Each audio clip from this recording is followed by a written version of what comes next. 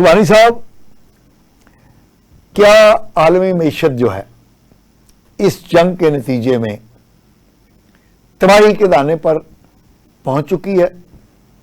आप क्या देखते हैं कि ये जंग जो है, जो ईरान, अमेरिका और इस्राइल जंग है, ये हमें कहां ले जाएगी, किस तरफ जा रही है?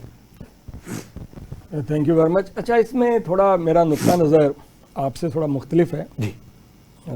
आपने कहा कि इसराइल ने बड़ी खूबसूरती से अमेरिका को जंग में धकेल दिया। मैं इससे थोड़ा डिसएग्री करता हूँ। जी ज़रूर। दूसरी जंग अजीम के बाद ये जो दुनिया है वो एक सुपर पावर के ताबे हो गई जिसका नाम यूएसए था। ठीक है। और उसको हम यूनिपोलर वर्ल्ड कहते हैं। 91 के बाद सोवियत यूनियन के खात्मे के बाद एक ही चौधरी था और वो अमेरिका था। अच्छा, अमेरिका को स्टार्ट में जो चैलेंज किया वो यूएसएसआर ने किया, सोवियत यूनियन ने। 1991 के सोवियत यूनियन के क्लैप्स होने के बाद ये अकेला रह गया। लेकिन जो दूसरी सुपर पावर थी जिसको हम चाइना कहते हैं, जो इकोनॉमिक सुपर पावर है, हमने उसको थोड़ा अवॉइड या उसको उस नुक्ता नजर से नहीं देखा कि इसको रिप्लेस कर सकती, क्योंकि चाइनीज का एक स्टाइल है कि वो बड़े झुक के सलाम करते हैं, खामोशी से बोलते हैं, खामोशी से शोर शराबा नहीं, टारगेट पे काम करते हैं। लेकिन दूसरी तरफ अमेरिका की जो बदमस्तियां कह ले या उसकी जूम था, पावर थी, कि उसने पूरी दुनिया को रौंद के रख दिया।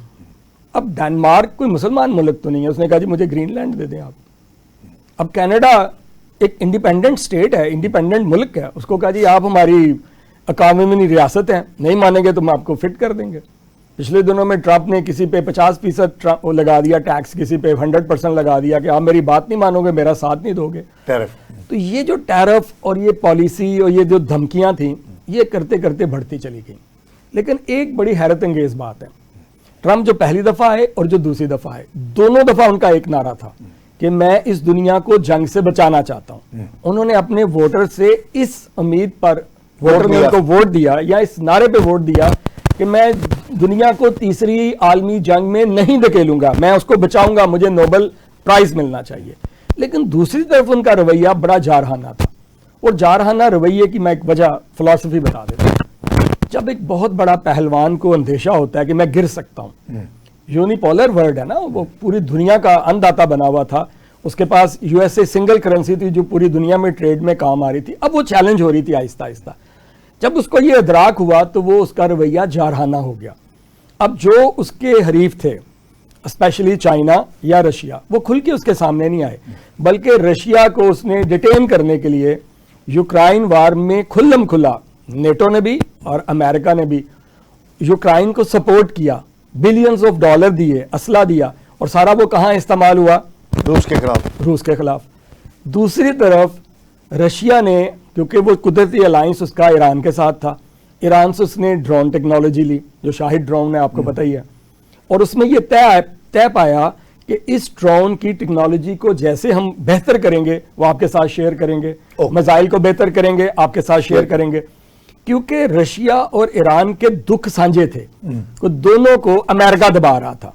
रशिया को भी अमेरिका दबा रहा था, उसको भी अमेरिका दबा रहा था।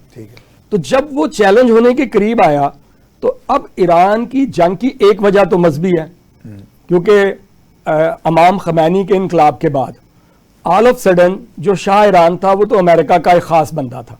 जब उसका बंदा या पपट वहां से हट गया और एक प्योर इस्लामी, या उसको आप शिया इनकलाब कह दें, वो आ गया ईरान में, तो ये किसी तरह अमेरिका को हजम नहीं हो रहा था। और दूसरी बात ये थी कि इसराइल को सेव करने का जो उसका प्लान था, उसके इर्द गिर्द जितने ममालिक हैं उसमें अगर टर्की है तो वो इसराइल को कोई उसके साथ मसला नहीं है, अगर वहां जॉर्डन है, उर्दन है, कोई इशू नहीं है, आपको पता है, यूएई है, कोई इशू नहीं है, सऊदी अरब है, कोई इशू नहीं है, कतर है, कोई इशू नहीं है, कुवैत है, कोई इशू नहीं है। ठीक है। इशू सिर्फ था इसके साथ। अब ये स्टार्ट में उसको टेम करता रहा, कभी उस पर पाबंदियां लगा दी, उसको सप्रेस किया, उस पर हर तरह के उसके एसेट्स फ्रीज कर दिए। जब वो नहीं माना तो अब उसने उस पर दबाव डालने के लिए या इसराइल को सेव करने के लिए या अपनी बालादस्ती को इस खित्ते पे मसल्लत करने के लिए ईरान और चाइना को ये बताने के लिए कि ये मेरी टेरिटरी है, इसमें आप नहीं आ सकते किसी तरह भी। अब वो चाइना का मैं आपको बताता चलूं, जो चहार बाग है, चाइना ने वहां 31 बिलियन डॉलर की इन्वेस्टमेंट की है। चार, ठीक, जहां ठीक। अच्छा, इंटरेस्टिंगली पहले इंडिया ने इन्वेस्टमेंट की, फिर उसने चाइना ने टेक ओवर कर लिया। अब आप खुद सोचिए, चाइना टेक ओवर कर गया, उसके बदले में चाइना को क्या मिला? चाइना को ईरान से अपनी जरूरत का 20 से 25% जो क्रूड ऑयल है वो आलमी जो रेट है उससे कम प्राइस पे उसको मिलता है। यानी अगर देखा जाए तो ईरान की इकोनॉमी को जो इंजेक्ट किया है वो चाइना ने इंजेक्ट किया। पाबंदियों के बावजूद अगर ईरान खड़ा है तो वो उसकी बेसिक रीजन है कि ये उसको सपोर्ट कर रही है, और बैकएंड पे टेक्नोलॉजी से रशिया भी सपोर्ट कर रहा था। तो इस कैलकुलेशन में फिर उसका जो एटमी प्रोग्राम है, जब ये मुज़ाकरात हो रहे थे तो ईरान एक लेवल पे आके मान गया था कि मैं मुझसे गारंटियां ले लीजिए, मैं अपनी एटमी प्रोग्राम को इस लेवल से ऊपर नहीं लेके जाऊंगा। ये हमारे जो एटॉमिक एनर्जी सेंटर हैं ये ओपन रहेंगे, आपके मुआयनाकार जब चाहे आए, सरप्राइज विजिट करें और देखें हम क्या कर रहे हैं।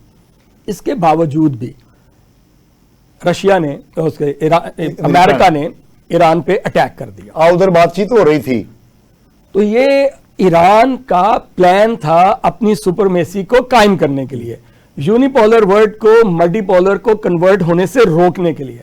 इसके साथ उसको दूसरा उसका एम था इसराइल को बचाना, या जो भी उसको आप क्या लीजिए। इसराइल को क्या बचाना? इसराइल एक एटॉमिक स्टेट है, इसराइल के पास लेटेस्ट टेक्नोलॉजी है, इसराइल के पास जंगी जहाज हैं, जंगी जुनून है, सब कुछ है, लेकिन सब कुछ ईरान ने होने, वो तो मिसकैलकुलेशन है, उस पर आगे बात करते हैं। तो आप अगर ये कहें कि ये इसराइल ने उसको घसीट लिया, ऐसा नहीं है। ट्रंप वो दूध पीता बच्चा नहीं है जिसको घसीट के जंग में धकेला जा सके। ये बड़ा सेंसिटिव इशू था, ये उनकी पहले से प्लानिंग थी। और ट्रंप साहब का रिकॉर्ड देख लीजिए, वो जब भी किसी मुल्क के साथ मुज़ाकरात कर रहे होते हैं ना, या वो धमकी के जरिए करते हैं या फिर वो ये धांधली करते हैं कि मुज़ाकरात करते करते अटैक कर देते हैं। This is the second time कि मुज़ाकरात हो रहे हैं और कामयाबी से करीब हैं और उन्होंने अटैक कर दिया। अब आप ये बताएं कि इसके नतीजे के अंदर जो आलमी मईशत है सर, वो तो मुझे लग रहा है कि तबाही होने वाली है, क्योंकि ईरान ने वहां से जो जहाज गुजरने की जिनको इजाजत दी है उनको कहा है कि आप हमें चाइनीज युआन में पेमेंट करेंगे। तो इसका मतलब ये है कि जो अमेरिका की सुपरमेसी का एक बहुत बड़ा इंस्ट्रूमेंट था डॉलर, वो तो चैलेंज हो गया। यही पॉइंट की तरफ मैंने पहले इशारा किया है कि बेसिकली ये यूनिपोलर वर्ल्ड से मल्टीपोलर की तरफ कन्वर्जन है और ये हो रही है। अच्छा, अगर आज 25 मार्च, अगर 3 दिन और गुजर जाएंगे तो इस जंग को 1 महीना हो जाएगा। इसमें एक बड़ा हैरत अंगेज, बड़ा सोफिस्टिकेटेड पहलू है या एक ब्रीक सा पहलू है। जब ईरान पे पहली दफा अटैक हुआ और उसकी पूरी क़यादत को, खामनाई साहब के अलावा पूरी फौजी क़यादत को उन्होंने उड़ा के रख दिया ईरान, तेहरान में। उस वक्त जो ईरान ने बदला लिया या रिटेलिएशन की, उसको 18 घंटे लगे थे। ओके, 18 घंटे बाद उनके मिसाइल चले थे। ठीक है। अब जो खामनाई साहब थे उनसे बड़े सुप्रीम लीडर नहीं हो नहीं सकते। वो तो खौफनाक किस्म का अटैक हुआ। तो सबसे पहले सोचने वाली बात है कि 1 घंटे से कम अरसे में उन्होंने सिर्फ इसराइल पे अटैक नहीं किया, 6 अरब रियासतों पे भी अटैक कर दिया। जो इसका इब्राहिम लंकन वो बैडी बैठा था उस पर भी अटैक कर दिया। उन्होंने यूएई पे अटैक कर दिया, सऊदी अरब पे अटैक कर दिया, उर्दन पे अटैक कर दिया, कुवैत पे अटैक कर दिया, कतर पे अटैक कर दिया। और अटैक ये नहीं किया उस मुल्कों पे अटैक किया, वहां जहां जहां अमेरिकन इंस्टॉलेशन थी, अड्डे थे, बड़े प्रिसाइज के साथ वहां अटैक किया गया। इवन वो जो एक पाम जजीरा है उनका, जो है, ठीक है, वो और उसके पास एक बिल्डिंग है जिसको बड़ा प्रिसाइजली हिट किया गया। उसके 10वें या 18वें फ्लोर पे या 22वें फ्लोर को हिट किया, बाकी फ्लोर हिट नहीं हुए। तो आप सोचिए कि वो एग्जैक्ट किस तरह हिट हो गए, बाकी बिल्डिंग को नुकसान नहीं हुआ, अमेरिकन वहां बैठे हुए थे। इसका मतलब ये हुआ कि पहली जंग से ईरानियों ने सबक लिया कि इनका तरीकाकार ये है कि ये हमारी टॉप लीडरशिप को कत्ल करेंगे या मर्डर करेंगे या शहीद करेंगे ताकि हम रिटेलिएशन ना कर सके। और यही ट्रंप की और इसराइल की कैलकुलेशन थी कि हम की top class leader wash out कर देंगे, अमाम साहब को वॉश आउट कर देंगे, ये बिल्कुल अंधे हो जाएंगे, काम नहीं होगा, अवाम सड़कों पे निकल आएंगे, वो कहेंगे जी रजीम चेंज होगी, हमें ये नहीं चाहिए था। लेकिन इससे बिल्कुल रिवर्स हुआ। अब हुआ क्या? ईरान के 31 सूबे हैं। खामनाई साहब ने अपनी जिंदगी में 31 सूबों को 31 लड़ाई के मराकज में चेंज कर दिया।